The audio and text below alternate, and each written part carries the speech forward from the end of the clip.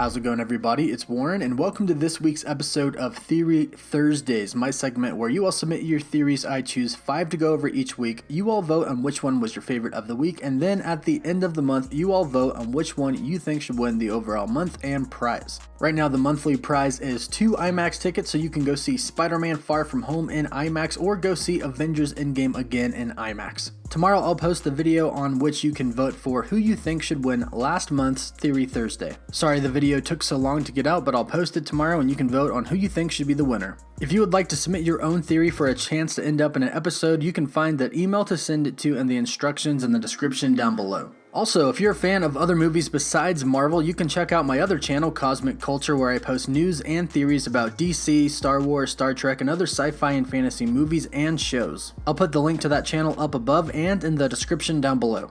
Alright, let's dive into some theories. Our first one comes from Aaron Cardona, who has a theory about Venom being in Spider-Man 3.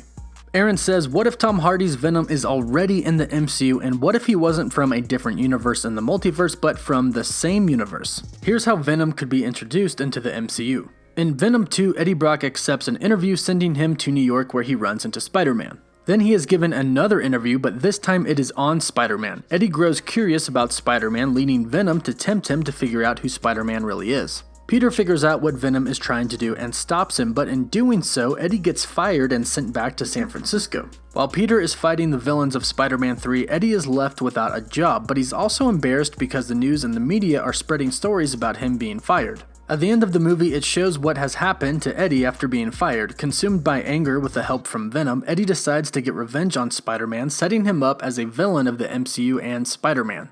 So a couple of weeks ago there was talk about Deadpool and Venom entering the MCU via Spider-Man 3. But Roger Wardell tweeted that Sony actually wants Venom in Spider-Man 3. And I think this would certainly be a way to introduce Venom because we want a classic Venom Spider-Man story. We don't want Venom and Spider-Man to be friends, we want to see them fight each other. Sure, eventually they can become friends, but what we want to see is Venom versus Spider-Man at first. And Spider-Man being the reason that Eddie Brock is fired and humiliated would certainly make him want to seek revenge on him. And of course, if Venom gave Eddie Brock that little tiny push of anger that he needed, he would certainly try to seek revenge on Spider-Man. So that's theory number 1, on to theory number 2. Theory number 2 comes from Martin Jose, and he has a theory on what Captain America did when he went back in time and the Fantastic Four. So when Captain America goes back in time sometime during the 1970s, he will meet Howard Stark. Captain America will tell Howard Stark about Captain and Tony going back in time to try and save the universe. Captain realizes that the world is going to need more heroes, so he teams up with Howard and the two of them track down the Fantastic Four. The two of them eventually find them and ask them if they can give them a task, to come back in the future and defend the Earth. Mr. Fantastic accepts the mission for his team and they show up somewhere in the future during the Falcon and Winter Soldier series. The Fantastic Four help Falcon and the Winter Soldier defeat a major threat, and at the end Falcon asks them how they knew to appear. And Mr. Fantastic replies, a man from the 70s told us that we are running out of heroes to defend the Earth. He told us to come during this time, so we did. When Mr. Fantastic tells him this, Falcon immediately realizes that it was Steve that told him. So there's a lot of talk right now about a potential Fantastic Four movie being in development to enter the MCU in 2022. And according to reports, Peyton Reed, who directed Ant-Man and Ant-Man and the Wasp, already has a script for a Fantastic Four movie idea. And that script takes place in the 1960s. So when Captain America goes back in time and if he meets Howard Stark in the 1970s, the Fantastic Four would be around. And what an awesome way it would be to bring back Captain America in the MCU even for a short amount of time, to show what he did back in time and to have him introduce the Fantastic Four. This would be a really cool way to introduce them and to have them appear in the Falcon and Winter Soldier series. There's a lot of cool ways the Fantastic Four could be brought into the MCU, but I think that it would be awesome to have Captain America be a part of that. So that does it for theory number 2, on to number 3. Theory number 3 comes from Yuval Agarwal. And Yuval's theory is that after Iron Man sacrificed himself to save everybody, he became worthy to wield Mjolnir. Just like how Thor became unworthy in the first Thor movie, but then became worthy again by sacrificing himself to save his friends. Also, the same way that Captain America was worthy from the very beginning by sacrificing himself to save millions from Hydra's attack. So Tony Stark should be worthy as he sacrificed himself to save the entire universe. So if Tony Stark somehow returned, in theory he could wield Mjolnir. This could be something we could potentially see in the What If Disney Plus series. So I've actually thought about this before too, and I think that Tony would be worthy. And to me it sort of has to do with what the directors and the writers have said about Tony's story arc from the very beginning. In the beginning of the MCU he was a very selfish person, but by the end in Avengers Endgame he was a selfless person. And just like this theory states, Tony gave his life to save the entire universe. There's really no doubt in my mind that that would make him worthy to wield Mjolnir. I definitely think that if we see Tony Stark in a Disney Plus What If story, he could definitely wield Mjolnir. So that's theory number 3, on to number 4. Theory number 4 comes from Emily M, who has a theory about Marvel actors and Spider-Man Far From Home. Emily's theory is that Marvel tells the actors and actresses to leak false information or to accidentally spoil something during an interview. Emily says that her reason is because a while back after Infinity War was released, Tom Holland said in an interview that Doctor Strange had a lot of complicated lines about the quantum realm, but Doctor Strange never had any lines about the quantum realm in Infinity War, so everybody later assumed that Tom was actually talking about Endgame. However, after Avengers Endgame came out, Doctor Strange still had no lines about the quantum realm.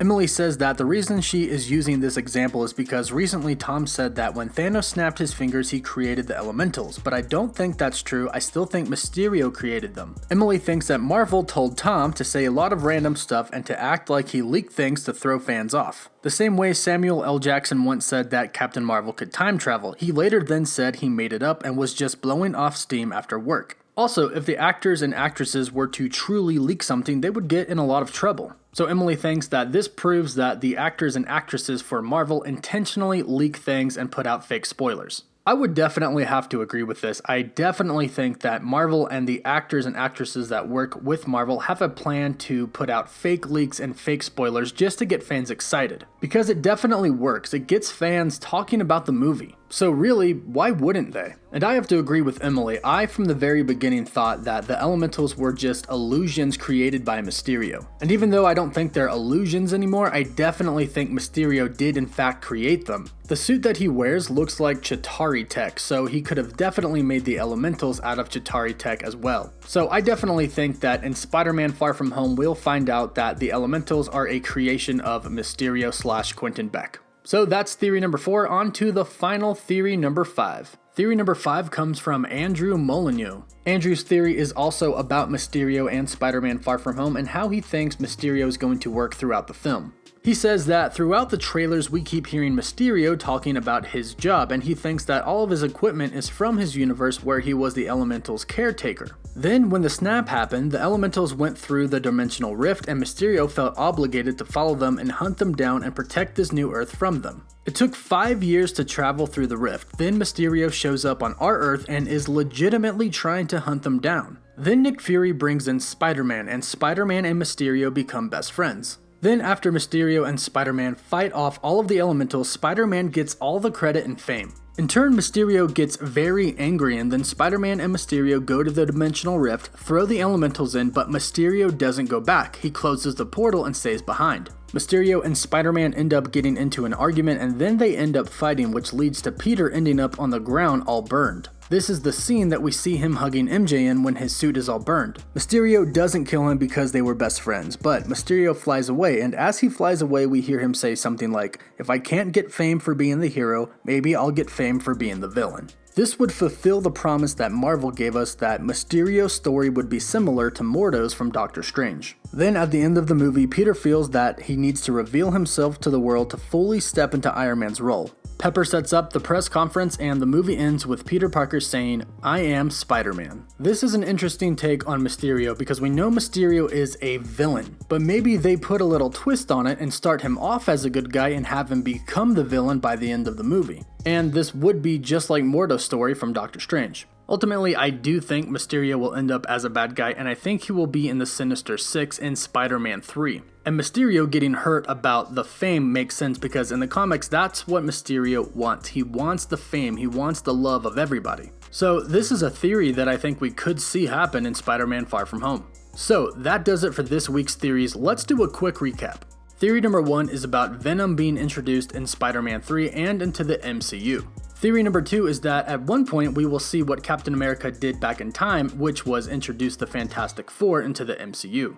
Theory number 3 is that after Iron Man sacrificed himself to save the entire universe, he is now worthy enough to lift Mjolnir. Theory number 4 is that the actors for Marvel Studios actually intentionally leak things on purpose. And theory number 5 is that Mysterio is actually going to be a good guy, but when Spider-Man gets all the fame, he turns into a villain. So those are this week's theories. Be sure to vote on which one you think is your favorite. And again, if you would like to submit your own theory for a chance to end up in an episode of Theory Thursdays, you can find the email to send it to and the instructions in the description down below. If you're new to my channel, be sure to subscribe so you can stay up to date on every Theory Thursday and all Marvel related content. And as always, thank you all so much for watching.